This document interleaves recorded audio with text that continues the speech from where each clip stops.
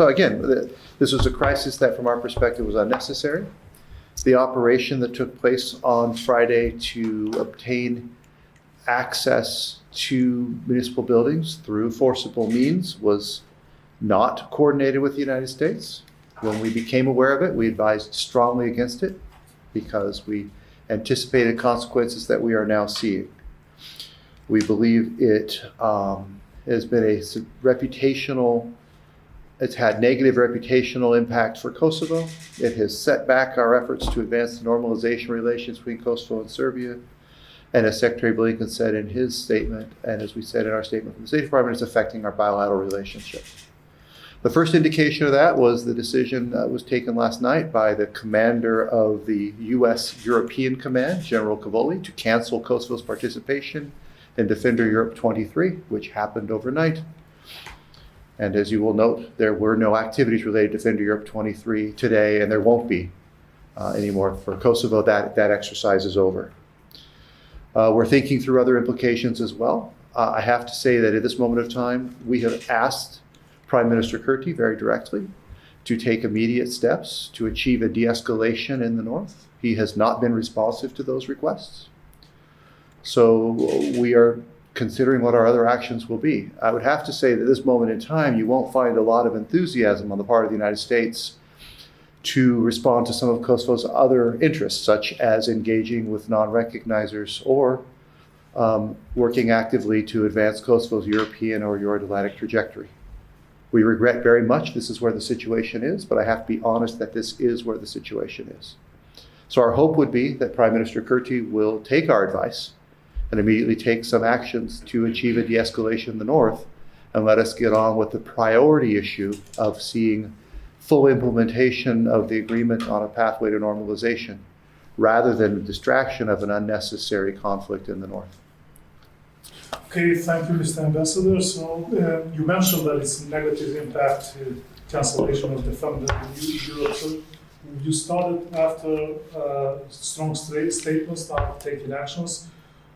How much will there be time to wait for Prime Minister Kurti to respond to your requests? We think this is a really urgent situation. A comparison I was making is it's like having a house on fire. You need to put out the fire. So I don't think you're going to see an awful lot of patience on the part of the United States with regard to our expectations that the government take action now to de-escalate the situation in the north. And let me be clear, there's two things we're asking the government to do to de-escalate. I'm happy to be specific. We believe it is we believe the government should not insist that the mayors work from the municipal buildings. The government was able to identify alternative locations for them to take their oaths. We cannot understand why it cannot use those same alternative locations or other public buildings for them to carry out their functions, which are administrative functions. We are on the record that these mayors have an important role to play with regard to administration, but this is not a normal arrangement, and they do not have a strong mandate from their electorate to do large initiatives. So we don't understand why there's an insistence on them working from municipal buildings. And then we believe that the presence of the Kosovo police, which was obtained through force, is incredibly challenging. And so we have asked the government to withdraw the Kosovo police from the 3 municipal buildings. We think that would de-escalate. If KFOR takes over, if KFOR troops and armored vehicles are deployed, is there a scenario of a martial law or some pre-2008 scenario to take over control in the field? I don't usually like to answer hypothetical questions. So what you're describing isn't happening right now. KFOR has an important role to play, but its mission is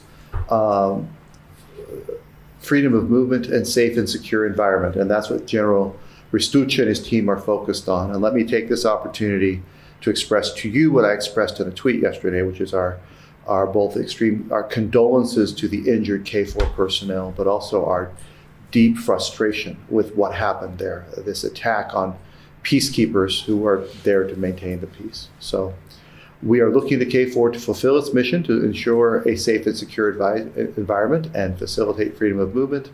That's what we're looking for them to do. We're looking to the government of Kosovo to take immediate actions to de-escalate the situation in the north. Okay. So does Serbia's decision to pose forces on the border in full state of combat readiness pose a threat to Kosovo? Well, it's never a good sign when neighboring countries that have a tense relationship mobilize their forces. But I would say at this moment in time, what we're concerned about are the actions taken by the government of Kosovo that have created this crisis atmosphere in the north, and that's what we're asking to be addressed. Prime Minister Kurti said just yesterday, that he has a good cooperation, I'm quoting him, good cooperation with you regarding over north. Is this a fair statement by him? I'm going to let my opening statement speak for itself, and what I said, I think I addressed that fairly clearly. Can I amend just shortly, because you met President Osmani also. Is she part of the policy of the government? Are they working as a team? I mean, you met her. So I don't know if it's appropriate for me to talk about the dynamics within the institutions of the government of Kosovo. What I would note is that President Osmani has emphasized consistently the importance that she attaches to full and close coordination and cooperation with the international community, with particular focus on the United States. I believe that to be something she takes very seriously. Okay.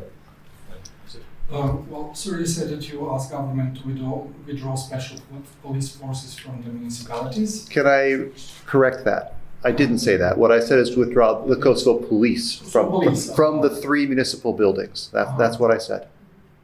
Okay, sorry. So is there, since there is also US KFOR negotiating with the police there at the municipalities, are there any signs that the police will withdraw? Are there any indications? I am not aware right now of a decision made at the political level for withdrawal of the Kosovo police from the 3 municipal buildings.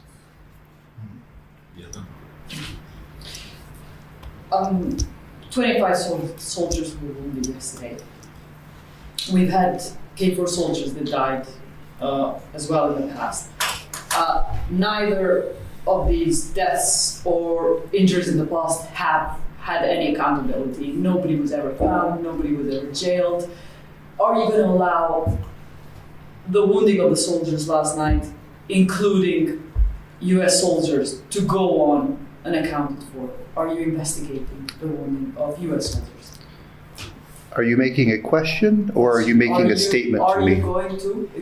Are you going to investigate the wounding of US soldiers that happened this So first of all, your facts are incorrect. There were no US soldiers wounded yesterday that I'm aware of. Okay. We take very seriously when peacekeepers, and really there should be no distinction between US soldiers and any other type of soldiers. NATO soldiers are NATO soldiers.